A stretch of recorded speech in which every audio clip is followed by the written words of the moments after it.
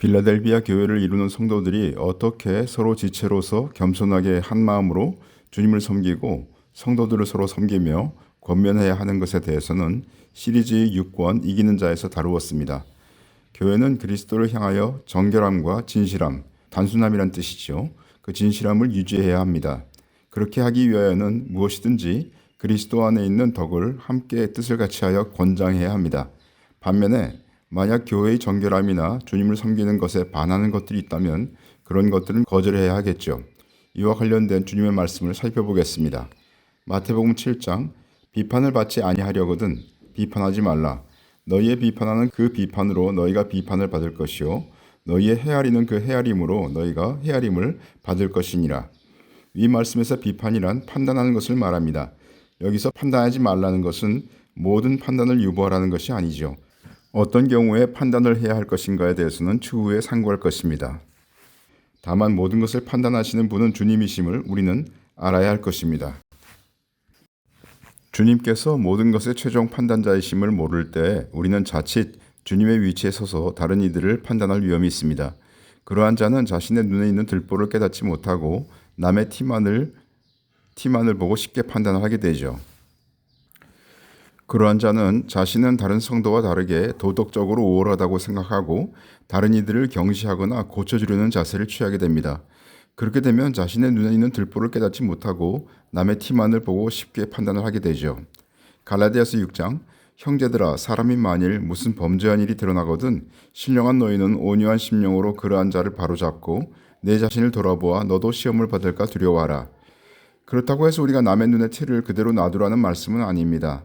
자신에게 혹시 들보가 있는지 살펴볼 뿐 아니라 지금 들보가 없더라도 혹시 자신이 그와 같은 시험을 받을 수 있는 자인 것을 알고 두려워하는 자세를 가져야 합니다. 그럴 때 우리는 온유한 심령으로 남의 눈에서 티를 뺄 수가 있게 되는 것이죠. 로마서 14장입니다. 먹는 자는 먹지 않는 자를 업신여기지 말고 먹지 못하는 자는 먹는 자를 판단하지 말라. 이는 하나님이 저를 받으셨음이니라. 남의 하인을 판단하는 너는 누구뇨? 그 섰는 것이나 넘어지는 것이 제 주인에게 있음에 저가 세움을 받으리니 이는 저를 세우시는 권능이 주께 있음이니라. 당시 어떤 이 특히 유대인은 특정 음식을 먹지 않는 문화에서 길러진 습성을 지니고 있었습니다. 그리스도인이 된 이후에도 그러한 습성은 쉽게 고쳐지기 힘들 수 있었죠. 이에 대해서 사도는 그가 비록 믿음이 연약한 자라 할지라도 그를 업신여기지 말 것을 말합니다. 또한 그렇게 특정 음식을 먹지 못하는 자는 그것을 먹는 자를 자신의 기준으로 함부로 판단하지 말아야 할 것입니다. 각 성도는 주님의 하인이고 주님께서 그 성도를 받으셨음을 우리는 인정해야 합니다. 로마서 14장 나를 중히 여기는 자도 주를 위하여 중히 여기고 먹는 자도 주를 위하여 먹으니 이는 하나님께 감사함이요 먹지 않는 자도 주를 위하여 먹지 아니하며 하나님께 감사하느니라. 당시에 주님을 믿은 유대인들 중에는 안식일을 지키는 습성으로부터 자유하지 못한 자가 있었습니다. 그러나 그가 안식일을 지키는 것은 주님을 위한 마음에서부터 비롯된 것이었기 때문에 그 형제를 용납하고 판단하지 말 것을 사도는 명합니다. 어떤 형제가 어떤 일을 주님을 위하기 때문에 하는 것이라면 그를 용납해야 할 것입니다. 그렇다고 해서 어떤 이방인이 안식일을 지켜야 한다고 주장하는데도 그것을 용납하라는 말은 아닙니다. 또는 안식일을 지키는 유대인이 다른 이들을 부추겨서 안식일을 지키도록 가르치는 것을 용납해서도 아니 됩니다. 다만 어떤 이가 주님을 사랑하기 때문에 하는 것에 대해서 자신의 기준이나 생각으로 성급히 판단하지 말아야 할 것입니다. 로마서 14장 네가 어찌하여 네 형제를 판단하느뇨? 어찌하여 네 형제를 업신 여기느뇨? 우리가 다 하나님의 심판대 앞에 서리라. 위 말씀에서 하나님의 심판대는 그리스도의 심판대와 동일합니다. 왜냐하면 그리스도의 심판대에서의 심판은 하나님과 그리스도 그리고 천사들이 있는 앞에서 이루어지기 때문입니다. 로마서 14장입니다. 그런즉 우리가 다시는 서로 판단하지 말고 도리어 부딪힐 것이나 거칠 것으로 형제 앞에 두지 아니할 것을 주의하라. 믿음이 강한 자가 믿음이 연약한 자를 배려하지 않고 자신의 믿는 바대로 행하지만은 말아야 합니다. 도리어 자신의 행동이 믿음이 연약한 자에게 걸림이 될지 주의해야 할 것입니다. 그와 같이 할 때 우리는 빌라델비아 교회로 나아갈 수 있게 됩니다. 고린도전서 4장 내가 자책할 아무것도 깨닫지 못하나 그러나 이를 인하여 의롭다함을 얻지 못하노라. 다만 나를 판단하실 이는 주시니라. 바울 사도는 자신의 양심에 비춰볼 때 어떤 잘못도 하지 않은 것으로 자신을 인식했지만 그렇다고 그것으로 하나님께서 그를 의롭다고 하실 것이라고 생각지 않습니다. 여기서의 판단이라는 이 단어는 분별이라는 뜻인데 자세히 검사하는 것을 말합니다. 그는 하나님께서 피조물인 바울 자신을 보시고 아시는 것이 바울 자신이 자신을 살펴본 것보다 훨씬 많으시고 정확하다고 인정합니다. 고린도전서 4장 그러므로 때가 이르기 전 곧 주께서 오시기까지 아무것도 판단치 말라. 그가 어두움에 감추인 것들을 드러내고 마음의 뜻을 나타내시리니 그때에 각 사람에게 하나님께로부터 칭찬이 있으리라. 위 말씀도 주님께서 판단하심을 믿고 판단을 그분께 맡길 것을 말합니다. 여기서의 판단이라는 말은 어떤 것을 분별한 후에 결정을 내리는 것을 말합니다. 다른 사람에 대해서 그의 내면의 동기 등을 정확히 알 수 없기에 그 모든 것을 마치 아는 것처럼 섣불리 판단하지 말 것을 사도는 권면합니다. 만약 그렇게 다른 사람의 모든 것을 아는 것처럼 판단한다면 그는 자신을 심판자이신 주님의 위치로 올려놓는 것이 되는 것이죠. 3절 말씀입니다. 너희에게나 다른 사람에게나 판단받는 것이 내게는 매우 작은 일이라. 나도 나를 판단치 아니하노니. 바울은 자신의 내면의 분별에 의한 자기 자신의 어떠함이 곧 주님께서 자신을 판단하는 것과 동일하지 않을 수 있음을 알기에 자신에 대한 분별을 하지 않는다고 말했습니다. 그는 주님께서 올바르게 판단하실 분이심을 믿기에 다른 사람이 자신에 대해서 이런저런 조사를 할 때 그것으로 마음을 상하거나 하지 않습니다. 오늘날 많은 이들은 남들이 자신에 대해서 평가하는 것에 매우 신경을 쓰고 있습니다. 그러나 바울은 사람들의 평가에 의해서 좌지우지 되지 않았습니다. 그는 주님의 종으로서 충실하게 그분을 섬기기를 원했으며 그러한 자신에 대한 평가는 주님의 심판대에서 이루어질 것을 믿었습니다. 그러므로 그는 사람을 두려워하지 않고 담대히 복음을 전했습니다. 고린도후서 3장 우리가 이 같은 소망이 있으므로 담대히 말하노니 하나님께서는 복음을 통해서 우리의 죄를 사하시고 우리로 하여금 하나님의 자녀로서 후사가 되도록 하셨습니다. 우리는 그러한 큰 약속을 하신 하나님께서 반드시 그 약속을 지키실 것을 압니다. 그러한 소망 가운데서 우리는 담대함을 가지게 되죠. 히브리서 13장 그러므로 우리가 담대히 가로되 주는 나를 돕는 자시니 내가 무서워 아니하겠노라. 사람이 내게 어찌하리요 하노라. 모든 것을 우리를 위해서 희생하신 주님은 지금 우리를 돕고 계십니다. 우리에게 닥치는 재정적인 것이나 그 외의 어려움을 주님께서는 아시며 실상 주님께서 그렇게 안배하신 것이죠. 그러므로 우리는 돈을 사랑하지 말고 있는 바를 족한 줄로 알며 담대히 나아가야 할 것입니다. 주님께서 판단을 하지 말라고 하신 것은 모든 판단을 하지 말라는 것은 아니죠. 그것은 남을 판단하기 이전에 자신을 먼저 돌아보아야 하는 것을 말씀하신 것입니다. 그러나 성경은 우리가 어떤 영역에서는 지금 이 땅에서 판단을 해야 할 것을 말하고 있습니다. 교회는 누룩을 내어버려야 하므로 죄악이 드러났을 때 그것에 대해서 적절한 판단을 내려야 합니다. 예를 들어 어떤 형제가 개인적으로 나에게 죄를 범했을 때 구체적으로 어떻게 해야 할 것인지에 대해서 주님은 말씀하셨죠. 고린도전서 5장 외인들을 판단하는데 내게 무슨 상관이 있으리요마는 교중 사람들이야 너희가 판단치 아니하랴. 외인들은 하나님이 판단하시려니와 이 악한 사람은 너희 중에서 내어 쫓으라. 어떤 형제가 심각한 범죄를 저질렀고 성도들이 그렇게 알고 있을 때에는 그것에 대해서 분명한 대처를 해야 됩니다. 그렇게 하지 않으면 적은 누룩이 온 덩어리에 퍼지게 되어서 교회가 정결함을 유지하기 힘들게 되기 때문이죠. 고린도전서 5장입니다. 내가 너희에게 쓴 것에 음행하는 자들을 사귀지 말라 하였거니와 이 말은 이 세상에 음행하는 자들이나 탐하는 자들과 토색하는 자들이나 우상 숭배하는 자들을 도무지 사귀지 말라 하는 것이 아니니 만일 그리하려면 세상 밖으로 나가야 할 것이라. 주님을 모르는 자들은 육신에 있기 때문에 죄성의 지배를 받는 삶을 삽니다. 그러므로 성도가 그런 외인들을 사귀지 않는다고 하여 그들이 음행하거나 술 취하거나 하는 것으로부터 돌이키게 할 수는 없는 것이죠. 오히려 성도는 적극적으로 그들과 사귀며 복음을 전하여 그들이 회개하고 주님을 믿도록 해야 할 것입니다. 그러나 주님을 안다고 하면서 탐욕스럽거나 중상하는 등 죄를 지속적으로 저지르는 자와는 사귀지 말고 함께 먹지도 말아야 합니다.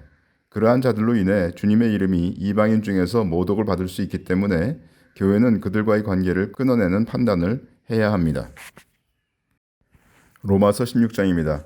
형제들아 내가 너희를 고원하노니 너희 교훈을 거스려 분쟁을 일으키고 거치게 하는 자들을 살피고 저희에게서 떠나라. 이 같은 자들은 우리 주 그리스도를 섬기지 아니하고 다만 자기의 배만 섬기나니 공교하고 아첨하는 말로 순진한 자들의 마음을 미혹하느니라. 형제들이 배운 교훈을 복종하지 않고 거스려서 다른 말을 하며 미혹하여 분열을 일으키는 자가 있는지 살펴봐야 합니다. 그러한 자가 잘못된 주장을 하지 말도록 입을 막아야 하며 만약 그러한 말을 지속할 때에는 그와는 교제를 끊고 떠나야겠죠.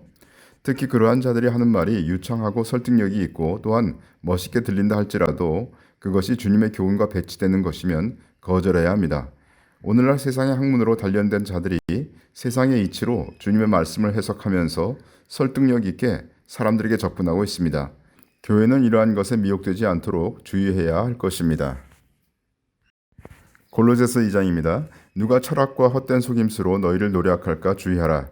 이것이 사람의 유전과 세상의 초등학문을 조치며 그리스도를 조침이 아니니라. 예를 들어 심리학자 카를 융은 자신은 하나님을 믿지 않는다고 고백하였음에도 성경에서 다루는 주제와 인물을 자신의 심리학 체계로 설명하려고 했습니다. 그러한 자의 말은 논리적으로 체계적이라 할지라도 진리와는 거리가 멉니다. 진리는 세상의 학문으로 알 수 있는 것이 아닙니다. 주님을 알지 못하는 자가 진리를 알 수 없기 때문에 진리를 말할 수 없습니다. 세상의 전통도 진리를 거스립니다. 세상에서 훌륭한 논리의 체계로 완성된 이론이라 할지라도 참 하나님 앞에서는 거짓일 수밖에 없습니다. 디모데후서 3장입니다. 모든 성경은 하나님의 감동으로 낸 것으로 교훈과 책망과 바르게 함과 의로 교육하기에 유익하니 이는 하나님의 사람을 온전케 하며 모든 선한 일을 행하기에 온전케 하려 함이니라. 저는 저 구절들을 가지고 10년 정도 고민한 적이 있습니다. 왜냐하면 기독교계에 심리학을 접목한 사례가 늘고 있었고 그것이 마치 진리인 양 많은 기독교인들이 쫓아가고 있었기 때문입니다. 만약 세상 학문인 심리학이 주님을 더 잘 섬기는 데 기여한다면 위의 말씀은 거짓입니까? 만약 심리학이 주님을 섬기는 데 도움을 준다면 성경이 하나님의 사람으로 온전케 하며 모든 선한 일을 행하기에 온전케 하기에 충분한 것이라고 말할 수 있을까요? 만약 위 말씀에서 온전케라는 말이 없었다면, 만약 모든 이란 단어가 없었다면, 만약 온전케라는 표현이 없었다면 저는 심리학이 주님을 섬기는 데 도움을 준다고 수긍했을 수도 있습니다.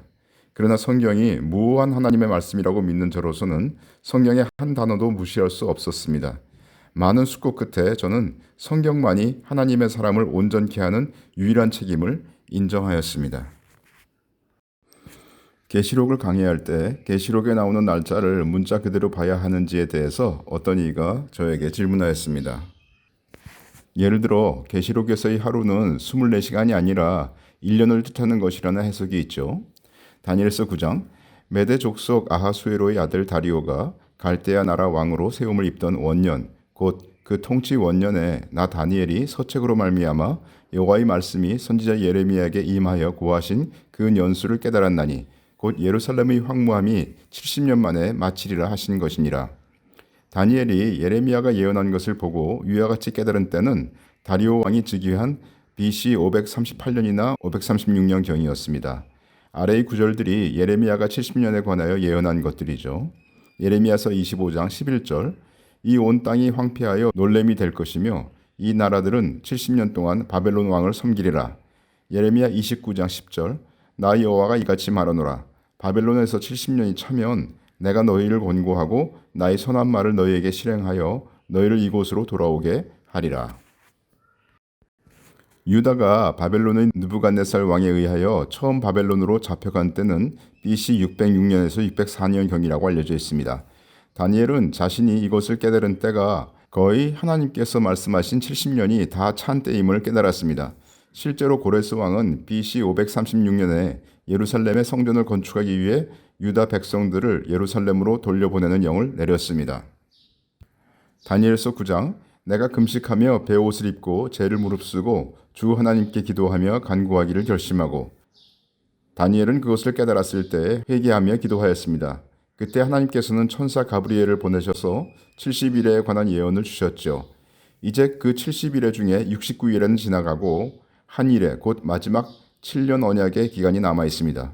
그리고 그 7년의 기간은 계시록에서 전반 1260일과 후반 1260일로 묘사되고 있죠. 만약 다니엘이 예레미야가 말한 70년을 문자 그대로 보지 않고 상징으로 봤다면 그가 시기를 분별할 수 있었을까요? 만약 그랬다면 그가 회개하고 기도할 수 있었을까요? 만약 기도하지 않았다면 70일에 관한 예언을 받았을 수 있을까요? 다니엘이 예레미야의 예언의 70년을 문자 그대로 보았기 때문에 그 시기에 대해서 알 수 있었고 회개했으며 그때 하나님께서 다니엘에게 70일에 관한 예언을 주셨습니다. 예레미야가 예언한 70년이 문자 그대로라면 다니엘의 70일에도 문자 그대로 해석해야 됩니다. 다니엘이 받은 70일의 예언 중 마지막 일에 관한 것은 계시록에서 좀 더 구체적으로 예언되죠. 계시록 11장부터 나오는 42달, 1260일, 한때 두때 반때가 다니엘의 예언과 관련이 있다는 것을 누가 부인할 수가 있겠습니까? 다니엘이 받은 70일의 기간이 문자 그대로 해석되어져야 한다면 계시록의 날에 관한 것은 문자 그대로 해석되어야 합니다. 이미 70일의 중 69일에는 우리 주님께서 십자가에 달리신 사건과 관련해서 문자 그대로 이루어졌다는 것을 역사가 증명하고 있지 않습니까? 70일의 중 69일에가 문자 그대로 이루어졌다면 나머지 한 일에도 문자 그대로 이루어질 것입니다. 계시록은 다니엘의 예언과 밀접하게 엮여 있으므로 계시록의 날들은 문자 그대로 해석되어야 하며 그렇게 성취될 것입니다. 다니엘이 성경 말씀의 숫자를 문자 그대로 믿었기 때문에 하나님께 은총을 받은 것처럼 계시록을 읽는 이들도 거기에 숫자를 문자 그대로 해석할 때 은혜를 입을 것입니다. 계시록의 숫자들을 상징으로만 생각하는 우를 범하여 하나님께서 주시는 은혜를 충분히 누리지 못하는 일이 없어야 할 것입니다. 마태복음 24장 천지는 없어지겠으나 내 말은 없어지지 아니하리라. 주님께서는 자신의 말씀이 영원히 있을 것이라고 하셨습니다. 신약 성경은 주님의 말씀이 있고 주님에 관해서 말합니다. 그런데 그 말씀 하나하나는 주님께서 십자가에 죽으심으로써 권위를 인정받습니다. 주님의 말씀 하나하나가 주님의 피 흘리심을 증거하며 그것으로 인한 것 아닙니까? 우리는 이 말씀들을 우리들의 생각대로 해석하려고 하지 말아야 하며 우리의 생각과 말씀이 다를 때에는 우리의 생각을 내려놓고 진지하게 고민해야 하며 나의 생각이 어떻게 고쳐지면 이 말씀이 아무 모순도 없이 내 속에서 받아들여질까 하면서 상고해야 할 것입니다. 요한 2서입니다. 누구든지 이 교훈을 가지지 않고 너희에게 나아가거든 그를 집에 들이지도 말고 인사도 말라. 그에게 인사하는 자는 그 악한 일에 참여하는 자임이니라. 주님의 말씀을 떠난 잘못된 교훈을 전파하는 자를 받아들이지 말아야 합니다. 그를 받아들이는 것은 그가 전파하는 것에 동참하는 것과 같습니다. 당시에는 그리스도께서 육체로 오셨음을 부인하는 자들이 많이 나왔습니다. 사도 요한은 그러한 자가 적그리스도라고 말합니다. 또한 그러한 자들이 많이 일어났다고 증거합니다. 이제 주님께서 오실 때가 가까운 이때에는 더욱 주님의 말씀을 왜곡하는 자들이 기승을 부릴 것입니다. 그러한 자들이 증거하면서 마지막 멸망의 사람, 곧 적그리스도가 등장할 것입니다. 디모데후서 3장 경건의 모양은 있으나 경건의 능력은 부인하는 자니 이 같은 자들에게서 네가 돌아서라. 이 말씀은 말세에 고통하는 때에 대해서 말한 것입니다. 말세에는 지식이 증가하므로 어떤 시대보다도 성경 말씀에 대한 지식을 사람들은 많이 접할 수 있습니다. 그러나 말씀을 머리로 알고 이해하는 것과 그 말씀을 살아내는 것은 별개의 문제입니다. 여기서 부인하는은 완료형으로서 그리스도인답게 살기를 거부하고 그렇게 쭉 살고 있는 상태를 말합니다. 그것은 성령의 능력으로 의를 행하는 삶을 성경이 말하고 있는 것을 부인하는 것입니다. 자신은 다만 죄인으로서 아무 의도 행할 수 없는 죄인이라고 말하는 자들이 많습니다.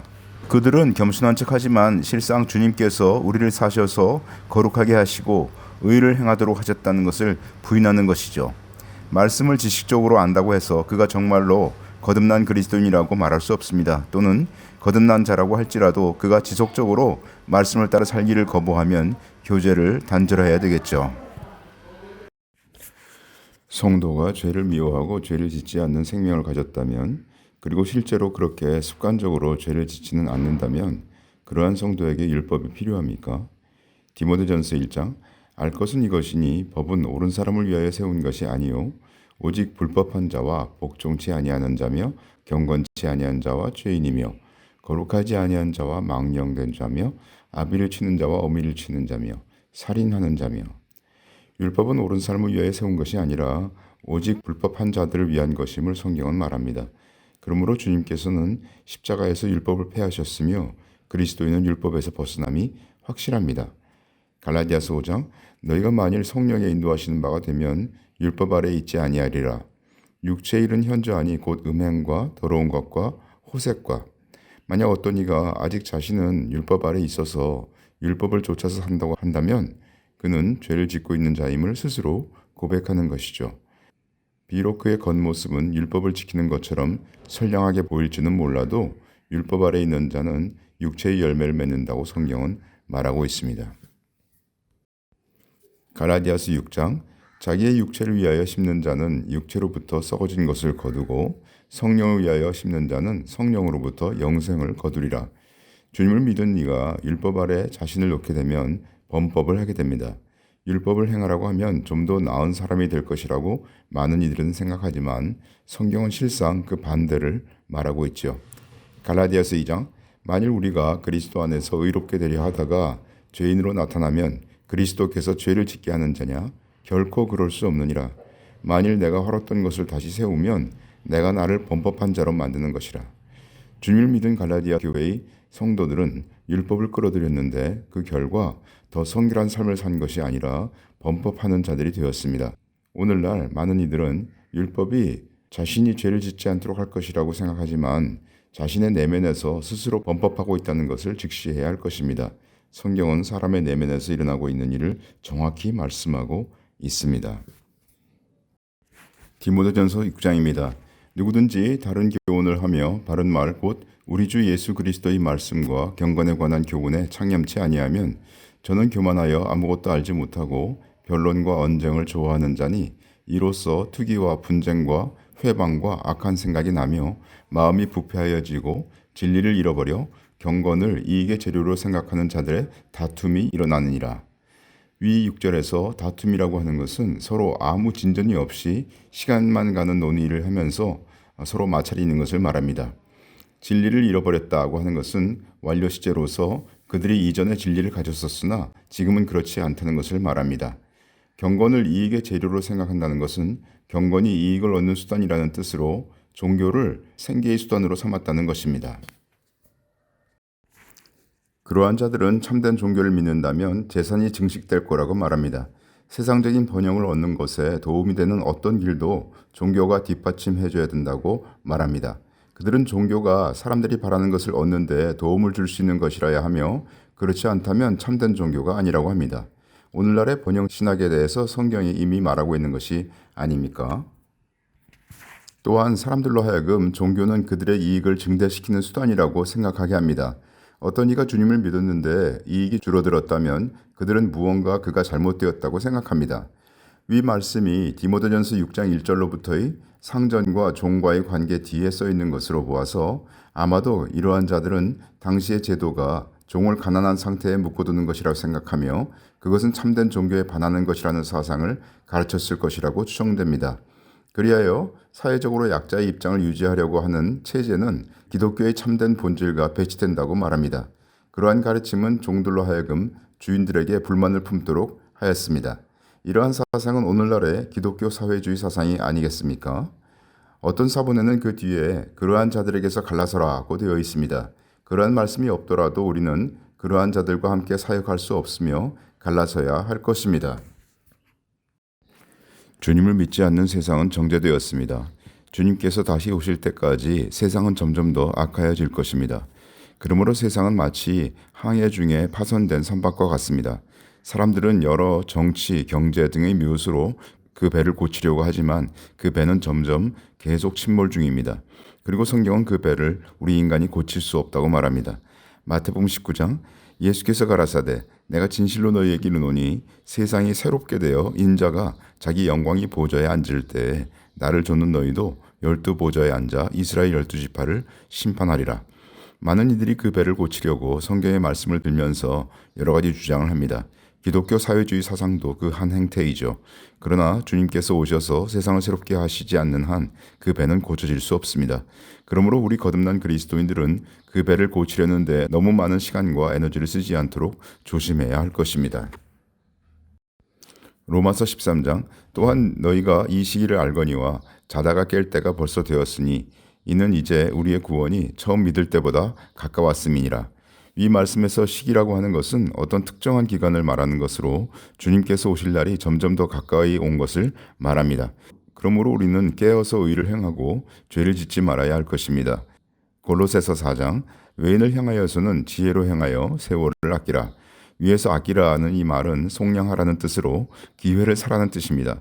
우리는 이방인들과의 관계에서 모든 기회를 주님을 전하는 시간이 될 수 있도록 해야 할 것입니다.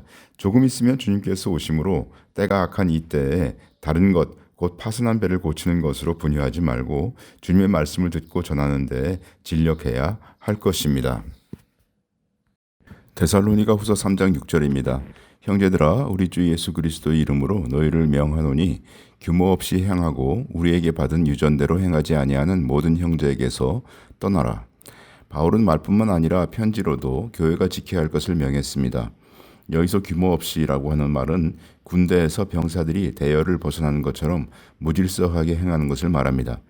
당시 주님께서 오실 날이 가까웠다는 생각에 자신이 마땅히 해야 할 가족을 부양하는 것 등을 등한시하며 일을 하지 않고 빈둥거리는 자들이 있었습니다. 그러한 자들에게 바울은 이미 데살로니가 전서를 통하여 이 일을 할 것을 명했었죠. 그러나 그러한 가르침에도 불구하고 어떤 이들은 바울의 말을 따르지 않았기 때문에 이제 사도는 예수 그리스도께서 주신 권세를 언급하면서 그러한 형제로부터 떠날 것을 명하고 있습니다. 여기서 떠나라고 하는 것은 그와의 교제를 멀리하라는 것으로 어떤 형제를 사단에게 내어준 것과 같은 그런 강도는 아닙니다. 데살로니가 전서 2장 형제들아 우리의 수고와 애쓴 것을 너희가 기억하리니 너희 아무에게도 누를 끼치지 아니하려고 밤과 낮으로 일하면서 너희에게 하나님의 복음을 전파하였노라.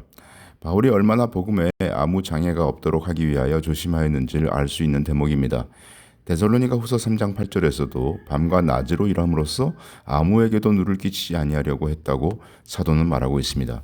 그는 다만 자신의 필요뿐 아니라 동행하는 다른 형제들의 필요를 채우기 위해서도 일했습니다. 그가 밤과 낮으로 일을 하면서 복음을 전했다고 하는 그 마음과 정신을 우리는 본받아야 할 것입니다.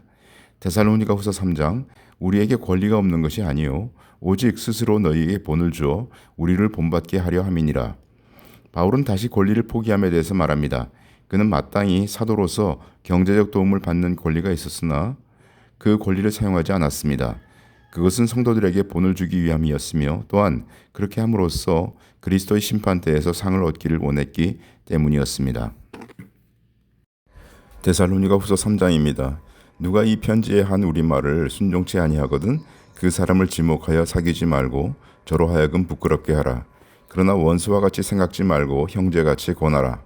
이 말씀에서 저로 하여금 부끄럽게 하라 하는 것은 그가 자신의 잘못을 깨달아 스스로 자신의 생각을 바꾸도록 하라는 것입니다. 모든 권면과 징책 또는 판단의 목적은 그를 돌이키게 함으로써 다시 회복되게 하기 위함입니다. 그러므로 비록 징계를 받는 자라도 형제임을 기억해야 하며 그를 원수처럼 대하는 것은 성령의 인도함을 받는 것이 아닙니다. 갈라디아서 6장 형제들아 사람이 만일 무슨 범죄한 일이 드러나거든 신령한 너희는 온유한 심령으로 그러한 자를 바로잡고 내 자신을 돌아보아 너도 시험을 받을까 두려워하라. 범죄한 자를 대하여 권면할 때에는 온유함으로 할 것을 성경은 말합니다. 온유함은 자신도 시험을 받을 수 있는 존재임을 인정하는 태도이며 또한 사랑으로 행하는 자가 마땅히 가져야 할 태도입니다. 그러한 태도를 견지할 때에 권면은 힘을 바라며 시험을 받은 자가 마귀의 덫에서 벗어날 수 있도록 돕게 됩니다. 고린도후서 2장 이러한 사람이 많은 사람에게서 벌받은 것이 족하도다. 그런즉 너희는 차라리 저를 용서하고 위로할 것이니 저가 너무 많은 근심에 잠길까 두려워하노라. 그러므로 너희를 권하노니 사랑을 저희에게 나타내라. 여기에 나오는 범죄했던 자는 고린도전서 5장에서 근친상간의 죄를 범한 형제라고 추측이 됩니다.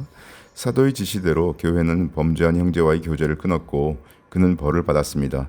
그런데 그는 그 후에 자신의 행동을 뉘우치고 돌이킨 것으로 보입니다. 이제 그 범죄한 형제가 교회로부터 벌을 받고 너무 많이 낙담하였을까 봐 사도는 걱정합니다. 징계도 사랑의 한 형태임을 우리는 잊지 말아야 하며 그러므로 돌이키는 형제에게는 모든 권면이나 징계가 그를 사랑하기 때문이었음을 나타내야 할 것입니다. 고린도후서 6장입니다. 너희가 우리 안에서 좁아진 것이 아니라 오직 너희 심정에서 좁아진 것이니라. 내가 자녀에게 말하듯 하노니 보답하던 양으로 너희도 마음을 넓히라. 바울은 고린도에 있는 자들에게 복음을 전했고 갖은 핍박 중에서도 그들을 향한 사랑을 보였습니다. 그는 그렇게 함으로써 고린도인들이 믿지 않는 자와 멍해를 같이 하지 않고 정결한 처녀로 그리스도께 드려지기를 원했습니다. 부모가 자녀에게 마음을 닫지 않고 어떤 일이 닥쳐도 사랑하는 것처럼 바울은 그들을 자녀를 대함과 같이 사랑하였기에 그러한 자신의 사랑에 그들도 자식이 아비에게 하는 것처럼 바울에게 마음을 열고 사랑할 것을 말하고 있습니다. 거짓 사도들은 고린도 교회에게 바울이 오히려 거짓 사도라고 말했습니다. 거짓 사도들은 고린도 교회에서 말씀을 혼잡하게 하여 물질적 이익을 취하려고 했습니다. 그러나 바울은 오히려 고린도 교회에게 복음을 값없이 전했고 그들에게 누를 끼치지 않았으며 조심스럽게 행동했지요. 고린도 교인들은 잘못된 거짓 사도들의 괴율로 말미암아 잠시 바울을 오해하였습니다. 그러나 바울은 이제 그들이 그러한 사단의 일꾼들과의 관계를 분명히 끊을 것을 명합니다. 바울은 잘못된 교훈을 전하지 않았을 뿐 아니라 그 외 우리가 지금까지 살펴본 판단해야 할 영역에 해당되는 어떤 잘못된 행위도 고린도 교회에게 하지 않았습니다. 그럼에도 고린도 교인들은 바울에 대해서 마음이 좁아져 있었습니다. 만약 우리가 마땅히 판단해야 할 것이 아닌 어떤 다른 것 때문에 마음이 좁아져 있다면 우리는 마음을 넓혀야 합니다. 우리가 판단해야 할 영역들을 나열한 것은 그러한 중대한 문제가 있을 경우에만 판단을 해야 한다는 것으로, 다시 말하면 그런 경우가 아닌 경우들에는 많은 경우 판단하지 말고 마음을 넓히고 용납해야 한다는 것입니다. 이제 우리는 구별과 분별에 대해서 조금 살펴보기로 하겠습니다. 고린도전서 4장, 누가 너를 구별하였느뇨? 내게 있는 것 중에 받지 아니한 것이 무엇이뇨? 내가 받았은즉 어찌하여 받지 아니한 것 같이 자랑하느뇨? 여기 구별하다는 철저히 분리한다는 뜻으로 구별이나 분별하는 것을 말합니다. 고린도 성도들은 자신들이 어떤 자에게 속했는지에 대해 파가 나뉘어서 나름대로 자부심을 가지고 있었죠. 이에 대해서 바울은 자신이 가진 지식이나 은사를 근거로 누구도 자랑할 수 없다고 말합니다. 그런 것들은 모두 하나님께서 다양한 모양으로 성도들에게 주신 것으로 은혜로 받은 것들이기 때문입니다. 그뿐 아니라 실상 우리가 지능, 인종, 국가, 문화 등도 다 하나님께서 안배해 주신 것으로 자랑거리가 될 수 없죠. 야고보서 2장, 너희가 아름다운 옷을 입은 자를 돌아보아 가로되 여기 좋은 자리에 앉으소서 하고 또 가난한 자에게 이르되 너는 거기 섰든지 내 발등상 아래 앉으라 하면 너희끼리 서로 구별하며 악한 생각으로 판단하는 자가 되는 것이 아니냐? 주님은 사람을 차별하지 않으시고 그분의 생명을 분유하셨습니다. 따라서 우리는 사람을 육체를 따라 판단하거나 그에 따라 구별하지 말아야 합니다. 사람의 외형으로 사람을 구별하는 것은 우리가 고백하는 그리스도에 대한 믿음에 반하는 것이죠. 우리가 믿는 바에 반하는 생각의 과정은 악한 것이며 우리는 그러한 어떤 생각의 과정도 배격해야 합니다. 이제 우리는 분별해야 할 것에 대해서 살펴보기로 하겠습니다. 고린도전서 11장, 우리가 우리를 살폈으면 판단을 받지 아니하려니와, 이 말씀은 성찬에 참여할 때 우리 자신이 주님께 범죄한 것이 있는지에 대해서 스스로 살펴볼 것을 명합니다. 이와 같이 우리는 자신이 주님 앞에 무슨 범죄한 것이 있는지에 대해서 내면적으로 살펴봐야 합니다. 그렇게 하지 않고 죄를 회개하지 않고 지속적으로 품고 있으면 주님께 판단을 받게 되어서 그분의 징계를 받게 되지요. 고린도전서 11장입니다. 사람이 자기를 살피고 그 후에야 이 떡을 먹고 이 잔을 마실지니, 여기서의 살피다라는 것은 시험하고 조사하며 증명하는 것을 말합니다. 그러한 과정을 거친 후에야 우리는 어떤 것을 구별하거나 분별하게 되죠. 따라서 성찬 때 자신을 살피는 과정도 그렇게 할 것을 말씀합니다. 자기 자신뿐 아니라 자신을 향한 하나님의 뜻도 우리는 살펴야 합니다. 무엇이 하나님의 뜻인지는 그것이 선한 것인지, 그 열매가 선하고 의롭고 진리의 말씀에 부합되는지를 보면 알 수가 있습니다. 고린도전서 14장, 예언하는 자는 둘이나 셋이나 말하고 다른 이들은 분변할 것이요. 빌라델비아 교회는 모임에서 모든 형제들이 다 성령을 쫓아 말할 수 있습니다. 모든 성도들에게 성령께서 계시기 때문이죠. 만약 모임에서 어떤 특정한 형제만 말할 수 있다고 한다면 그것은 각 성도들에게 계신 성령을 통하여 교회의 덕을 세우는 말씀을 들을 수 있다는 것을 부정하는 것이 되는 것이죠. 모임 중에 형제들의 말을 주의 깊게 듣고 혹시 말씀과 틀린 것이 있는지를 분별해야 합니다. 혹시 어떤 형제의 말이 성경 말씀과 부합되지 않는다면 그것에 대해서 바르게 알려주는 과정을 거침으로써 전체에게 덕이 되도록 하여야 할 것입니다. 요한일서 4장입니다. 사랑하는 자들아, 영을 다 믿지 말고 오직 영들이 하나님께 속하였나 시험하라. 많은 거짓 선지자가 세상에 나왔음이니라. 어떤 이가 예수의 이름으로 말을 한다고 하여 그가 참된 영을 가지고 있다고 미리 짐작하지 말아야 합니다.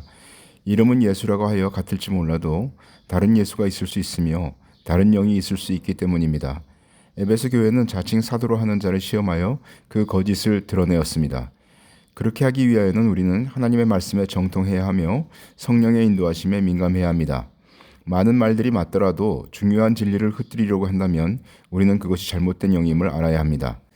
예를 들어서 윌리엄 브래넘은 많은 기적을 베풀었지만 피라미드를 하나님의 두 번째 성경이라고 하였습니다. 그는 그렇게 함으로써 기독교의 근간을 흔들었으며 많은 이들이 넘어지게 되는 길을 만들었습니다. 어떤 기적이나 능력이 성령으로 말미암은 것인지는 말씀으로 분별해야지 그 기적의 대소로 구별할 수 없는 것이죠. 고린도후서 8장입니다. 또 저희와 함께 우리의 한 형제를 보내었노니 우리가 여러 가지 일에 그 간절한 것을 여러 번 시험하였거니와 이제 저가 너희를 크게 믿음으로 더욱 간절하니라. 교회의 일을 맡는 형제는 신실해야 합니다. 그러므로 어떤 일을 맡기기 전에 먼저 그 형제에 대한 시험의 과정을 거쳐야 되겠죠. 바울의 1차 전도 여행에 함께 했던 마가는 끝까지 동행하지 못하고 떠나갔습니다. 그렇기에 바울은 다음 전도 여행 때 그와 함께 하지 않았습니다. 데마는 바울과 동행하다가 세상을 사랑하여 바울을 버리고 갔죠. 어느 형제가 어떤 일을 간절히 하고자 하는 것뿐 아니라 그러한 간절함을 여러 번 시험한 후에 바울은 그에게 일을 맡겼습니다. 그 일은 연보를 다루는 것이었기 때문에 일의 중차대함이 더한 경우일수록 더욱 신중한 시험의 과정을 거쳐야 할 것입니다. 디모데전서 3장입니다. 이에 이 사람들을 먼저 시험하여 보고 그 후에 책망할 것이 없으면 집사의 직분을 하게 할 것이요. 집사들을 세워서 직분을 맡길 때에 그들이 집사의 직분을 맡기에 합당한지를 시험해야 합니다. 이것은 단순히 그의 이력이나 경력을 가지고 알 수 있는 것이 아니며 그를 시간을 충분히 가지고 지켜보아야 알 수 있는 것이죠. 그러므로 집사는 교회 내에서의 교제를 통해서 합당한 자로 인정된 자를 세워야 합니다. 집사가 그러하다면 장로는 더할 나위 없이 그러한 과정을 거쳐야 합니다. 오늘날 소위 목사도 장로이기 때문에 그와 같은 과정을 거쳐서 교회에서 꾸준히 성장한 자로 세우는 것이 마땅합니다. 오늘날 교회의 실패는 인도자를 성경에서 제시한 기준대로 세우지 않는 데 있습니다. 소위 어떤 학위를 가진 자가 인도자가 되는 것은 지식을 습득하면 영적이 된다고 하는 잘못된 사상에 근거한 것으로 성경에서 제시하는 장로를 세우는 길은 아니죠. 형제들 사이에 어떤 분쟁이 발생하였을 때 그것을 교회 안에서 분별하고 해결해야 합니다. 고린도전서 6장 내가 너희를 부끄럽게 하려 하여 이 말을 하노니 너희 가운데 그 형제 간 일을 판단, 여기서 이제 판단이란 말이 분별이란 말이죠. 분별할 만한 지혜 있는 자가 이같이 하나도 없느냐. 고린도 교회는 구변과 지식에 풍족하였지만 형제들 간의 일을 제대로 처리하지 못했습니다. 형제가 형제를 대하여 세상 재판관들 앞에서 서로 송사한 것에 대하여 바울은 그들을 책망합니다. 그리스도는 하나님의 지혜이신데 그 그리스도를 성도들은 모시고 있습니다. 세상의 재판관들은 주님을 모르는 자들이기에 불의한 자들이며 하나님의 지혜에 있어서는 무지한 자들입니다. 그러한 자들 앞에서 성도가 그의 지혜를 따라 판단을 받고자 하는 것은 부끄러운 일입니다. 고린도전서 6장 너희가 피차 송사함으로 너희 가운데 이미 완연한 허물이 있나니 차라리 불의를 당하는 것이 낫지 아니하며 차라리 속는 것이 낫지 아니하냐. 세상의 재판관 앞에서 형제간에 서로 소송을 한다는 그 자체로 이미 그들은 패배하였습니다. 그것은 그들 간의 사랑의 결핍을 나타낸 것으로 도덕적 패배이죠. 또한 그들이 그리스도 안에서 한 몸을 이룬 것을 부정하는 행위입니다. 그들의 권리를 위해서 세상 법정에서 다툼을 벌이는 것이 이미 극명한 허물이기에 다른 형제에게 피해를 주기보다는 차라리 그 피해를 감수하라고 바울은 권합니다. 자신이 정신적인 면에서 불의한 자로 취급을 받거나 물질적인 면에서 강도를 당한 것과 같은 어려움을 겪더라도 그렇게 당하는 것이 더 낫다고 말을 하고 있는 것이죠. 주님은 우리에게 속옷을 가지려고 송사하는 자에게 겉옷까지 벗어주라고 하셨습니다. 교회가 세상 법정에서 다투게 되면 세상 사람들에게 주님의 말씀과 교회의 간증이 빛을 발하지 못하게 됩니다. 이것은 초대교회 당시 성도들이 서로 사랑함으로 세상의 사람들에게 칭송을 받은 것과는 얼마나 대조적입니까? 세상은 자신의 권리를 주장하기 위해서 법정에서 다투지만 성도는 그리스도를 드러내고 그분을 높이기 위해서 삶을 살기에 주님을 위해서라면 자신의 권리를 포기할 줄 알아야 합니다. 우리는 이 땅에서 하나님의 나라와 그분의 의를 위해서 살며 주님을 증거하는 것을 우선합니다. 우리가 어떤 것을 분별하고 판단함에 있어서 그것이 주님을 높이는 것인지 혹시 주님께 누를 끼치는 것은 아닌지를 항상 주의하고 살펴야 할 것입니다. 우리는 주님의 것입니다. 우리는 우리의 것이 아니라 주님께서 주님의 피값으로 사신 것이죠. 그러므로 우리는 어떤 일을 하든지 하나님의 백성으로서 하나님께서 우리에게 베푸신 것들을 감사하며 그분께 영광을 돌려야 하겠습니다. 골로새서 3장입니다. 또 무엇을 하든지 말에나 일에나 다 주 예수 이름으로 하고 그를 힘입어 하나님 아버지께 감사하라. 위 말씀에서 그를 힘입어는 문자 그대로 그를 통하여입니다. 성도가 자기를 부인하고 자기 십자가를 지고 어떤 말이나 일을 할 때에 주님을 통하여 무언가를 하는 것이죠. 하나님께서는 그렇게 우리가 주님을 통하여 한 말과 일을 받으십니다.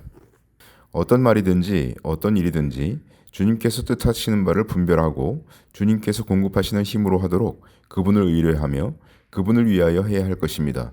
그분은 지금 하늘에 계시지만 우리는 그분의 몸의 지체들로서 그분께서 이 땅에서 하고자 하시는 일을 수행합니다. 하나님께서는 그렇게 주님을 통하여 행해진 것들을 받으십니다. 우리의 말과 행위가 자신을 부인하고 자기 십자가를 질 때에 주님을 쫓아갈 수 있습니다. 주님의 죽으심과 부활하심이 있었기에 그리고 그분의 죽음에 우리가 함께 죽고 함께 살도록 하나님께서 해주셨기에 우리는 자기 십자가를 질 수가 있게 되었습니다. 계시록의 타임라인 시리즈 중 제9권 영광편이 출간되었습니다. 전자책은 아래 설명란에 가셔서 무료로 다운받으실 수 있습니다. 종이책은 북극교에서 구입하실 수 있습니다.